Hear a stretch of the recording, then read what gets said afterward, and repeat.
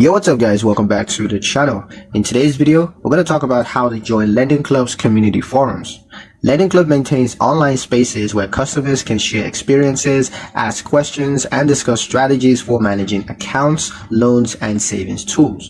Joining the community forums can help you to learn from real users while also staying updated on practical tips. To get started, log into your Lendingclub account through the website, and from the main menu, navigate to Help and Resources, or you can just scroll to the footer where you'll often see a link labeled Community or Forums. Clicking this is going to direct you to Lendingclub's discussion spaces. Now, if it's your first time, you may need to register a forum profile. This usually involves confirming your Lendingclub's email, creating a display name, and agreeing to the forum rules. Once registered, you can browse existing threads, search for specific topics like loan repayment strategies or using level up check-ins, or you can just start your own discussion. Participation is optional but valuable. You're going to gain insights from people who face similar challenges, and you may also see responses from Lendingclub's representatives who clarify commonly asked questions.